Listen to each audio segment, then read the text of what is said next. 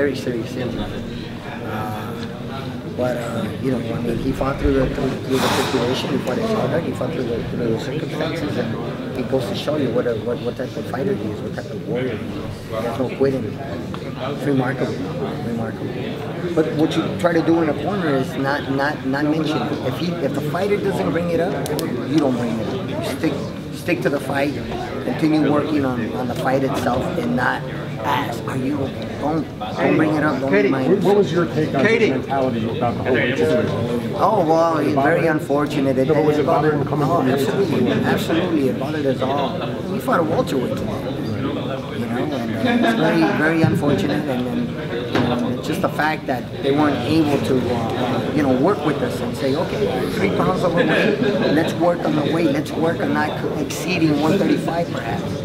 They say no, we're coming in at, if you want to fight, we're coming in at whatever weight we were, and it's very unfortunate, very unprofessional in there. But ultimately, Oscar is the one who said, I don't care, bring him in. Right?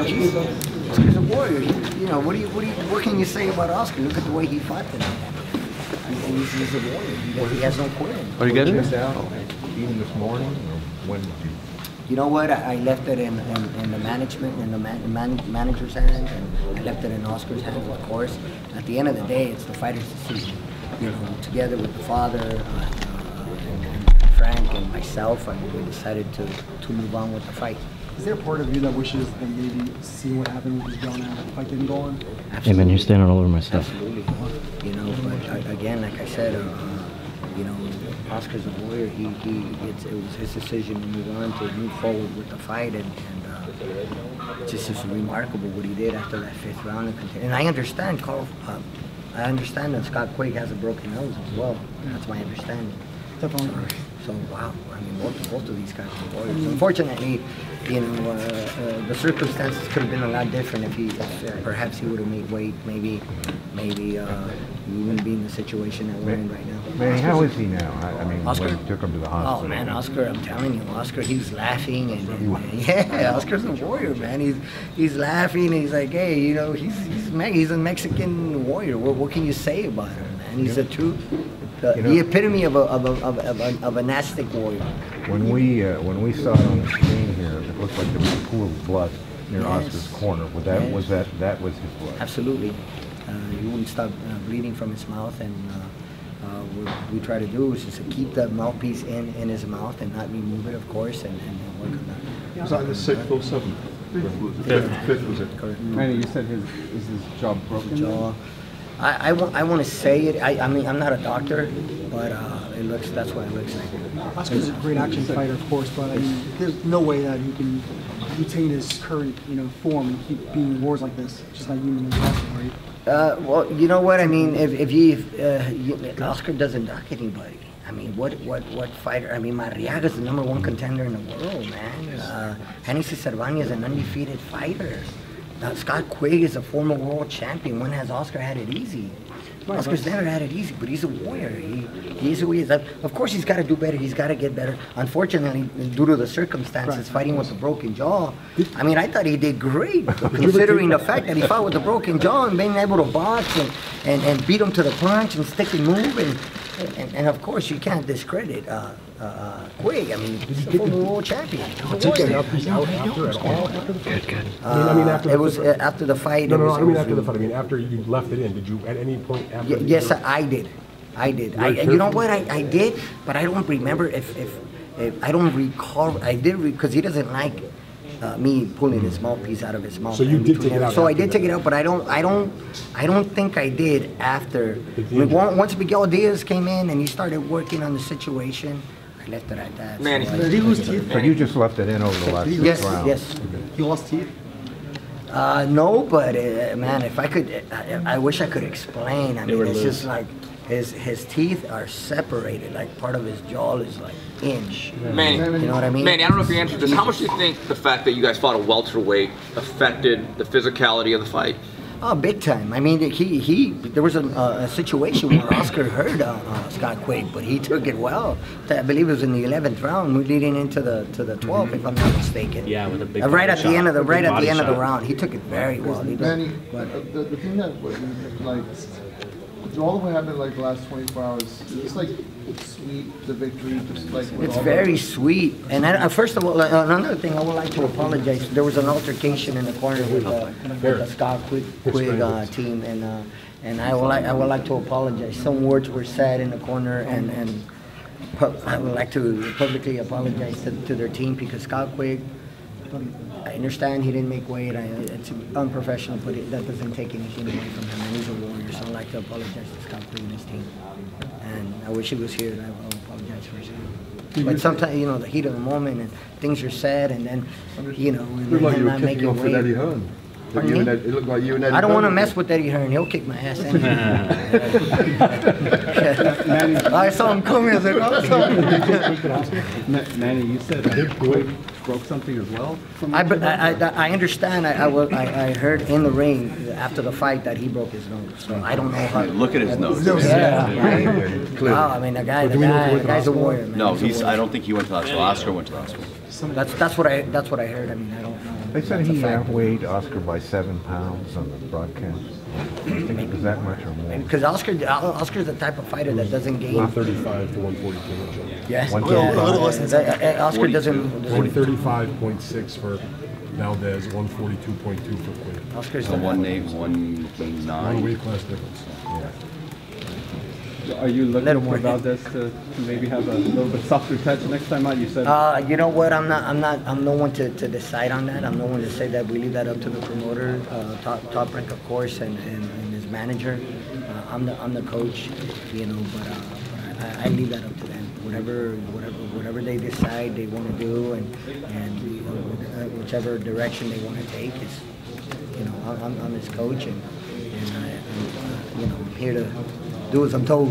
Manny, you said you wish the fight hadn't gone ahead, but surely your man's stock has risen incredibly after that contest. Correct. I mean, it should. It should. I mean, it goes to It's the show fight you. of the year, isn't It goes to probably again. Yeah. It should. I mean, Oscar's a warrior again. And I'm very proud of Oscar. He has no quit in him. You guys have no idea how hard this kid works, and how much he wants to please his people, his fans, when they come to speak. his Mexican heritage, if you will, and he just wants to go down as one of the best fighters in the featherweight division, particularly because he has no problem making 126. And if you ask Oscar, he's willing to fight any of them. Could we see him come to the UK? You know what? I personally, someone asked me earlier what fight would I like to see for Oscar. I like to see him fight Carl French. He's been in 3 straight wars. Yes. How much longer can he continue to fight? Well, you know what? Again, of course, what happens when the public sees him fight lesser of a fighter? Oh, he's fighting above. Oh, look, he's fighting nobodies. I mean, you know, Oscar wants to fight the best, and he really takes it to heart as far as the way people feel about him and how the public feels about him, the way they. So, you know, he wants to please the fans. He wants to please his people. Yes, and but yeah, definitely. I mean, I would like to see him fight. You know, maybe get a tuna fight, and then obviously. But like I said, I don't decide that. I don't decide that. Again, we leave that up to his promoter and his manager. Manny. As a coach and as a person working with him in his career, does this type of performance surprise you? Like, do you think like, wow, put on a big performance again? You know what, Oscar? He listened in the corner. If you notice, there were rounds where he didn't sit there and bang. I mean, he actually boxed. He actually stick and move, beat him to the punch, stepped under, good lateral movement. There was a lot of good things Oscar did as far as boxing is concerned. Correct? But then again, you know, I mean, he'll sit in the pocket and he'll go to the body and he'll bang with the fighter but just understanding that you have to be able to, as a coach, dictate the situation. Yes, you fight. In other words, he's got to be the one dictating the tempo in the ring as far as when to fight, when not to fight, when to box. And it was everything. I mean, he made Scott Quigg miss a lot. But again, Scott Quigg, man, he's a warrior. Come on, and if anybody hasn't seen Scott Quigg fight before, he's gonna be on your ass from round number 1 to round number 12. So he's been in lots of wars, and he's used to this. Manny. So it doesn't surprise me that Scott fought this way. Manny, what was going through your mind in the 5th round when it looked like Quigg had Valdez momentarily hurt? And do you think that moment happens without the weight advantage? You know what? Maybe, because that's a lot of weight that you're carrying. Come on, it's just, I mean, when Oscar caught the guy, he stuttered Scott, but momentarily, and he came right back at him. And he caught him several times with, to the head, to the body, and he took his punches very well, better than anyone else ever has. I was asked this question: do you think Freddie, and Scott Quigg's team did this on purpose? Do you think that it was deliberate, that they didn't make weight? Well, I don't know. I mean, who wants to give up 20% of their purse and not fight for a world title, right? I doubt that very much. What were the reasons why Scott Quigg didn't make weight? I wish I knew. Explained, didn't he, that he fractured his foot a month ago. I don't know. You're telling me this now. Afterwards. I mean, if he had a fractured foot, I don't think he'd be fighting. Right for a fractured foot, then. He did very well for a fractured foot. I mean, I don't know if I can believe that or not. Really. Manny, I mean, we've heard some of the plans with Valdez is to hope to build him into a top prize fighting featherweight like Morales and Barrera. He's definitely a top prize fighter, but do you think he's approaching or at the level that those guys were at in terms of? Oh man, we got some big shoes to fill, man. We got to stay grounded, man. We got to stay humble, man, and we leave that up to the public, up to the media, and you guys decide if he's there or not. We just got to keep working. We got to keep pushing forward. Did you find it suspicious or dubious they wouldn't do a second-day weigh-in? Absolutely. Are you kidding me? I mean, come on. Why wasn't that enforced? Are you kidding me? I have no idea. I don't have anything to do with that. I mean, Todd, but I wish I knew. Do you know why the second-day weigh-in wasn't enforced?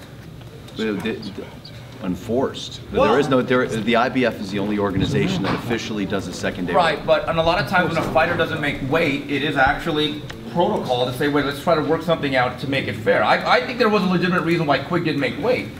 But I've seen a lot of fights where they say, okay, if you don't make weight, you do a second-day weigh-in.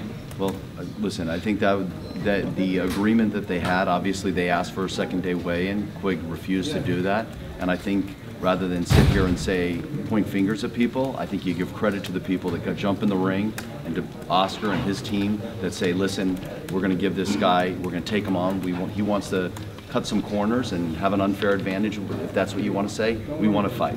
And you tip your hat to the guys that take credit, and put all the BS aside and go to be a fighter. So I can't answer that for you. How much did this fight? How much did this fight going down have to do with Oscar wanting it? Did you guys try and talk him out of it, and it was him at the end of it, or how'd that go about? You know what? This decision was made by his manager, his father, Oscar. But at the end of the day, it was Oscar's. I mean, I think when you talk about Oscar Valdez, I mean, listen, we all see fighters, right? We all see fighters, right? And we get emotionally involved, and Manny's next to him and everything. And as much as he tells Oscar, don't stay in the pocket, the kid loves to stay in the pocket. So it's in his DNA. He wants to be a fighter. So anybody telling him something that you think is the rational thing to do, which is make him have a second-day weigh-in, or not take the fight, or whatever it is, it's the same deaf ears that he gets when he says, don't pull straight back, don't go to the ropes, don't do those things. He's a warrior. That's in his DNA. Manny, you mentioned that Oscar has been in, plenty of wars. These last few fights with Cervania, and then the one before that. You as a trainer, what would you recommend? Did you pretty much rest him for the rest of the year? We'll wait and see what type of result we receive from the doctors. But styles make fights, man. Styles make fights. If you put Oscar in with Marriaga, you're gonna get fireworks. With Hennessy Cervania, studying the tape, you're gonna get fireworks. Put him in with me, he'll put on fireworks. And then again with Scott Quigg, you could put him in with Scott Quigg. Come on, it was a given. You all knew you were gonna get fireworks. I don't think anybody was wrong about about the fight. Scott Quigg is a warrior. He comes forward and he comes to fight.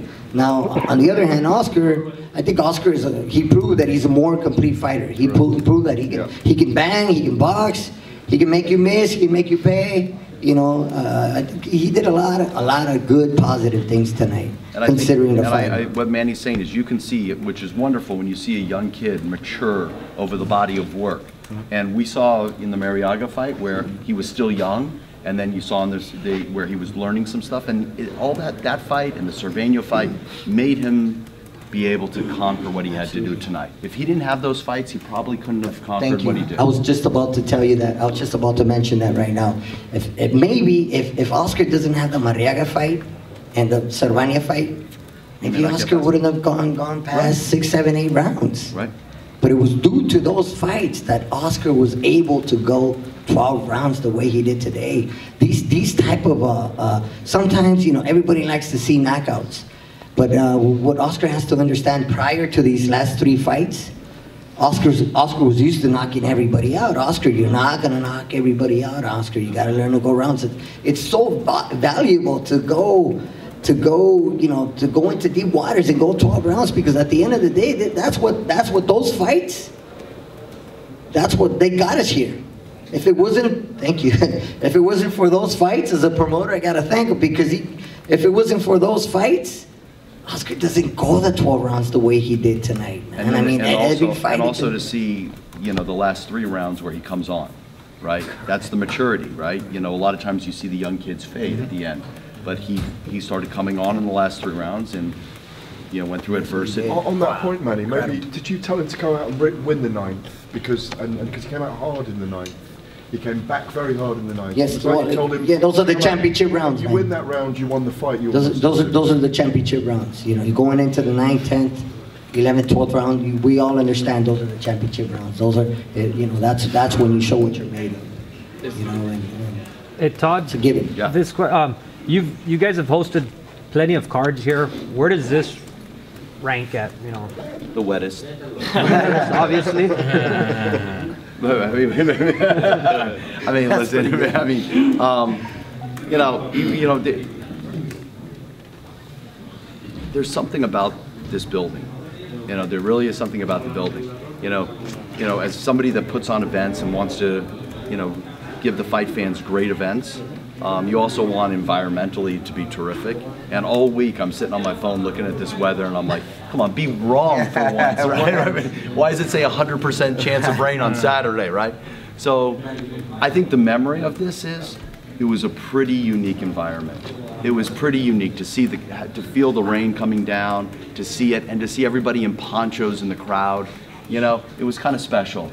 And once again, you had a great show. And, you know, our matchmakers put on, you know, a terrific show. And every guy knows, every fighter knows when he walks through that tunnel, this building, for some reason, if it's, you know, Bradley and Provodnikov or Alvarado and Rios, the walls are special here. And these kids give it. And, you know, it was great. Like I said to, you know, I get a text from, you know, from Matthew Macklin, who's calling it for Scott. I get a text from him and he says, I look forward to the fight, and I said, well, it's going to be like a pitch, not a ring. That's what it felt like out there.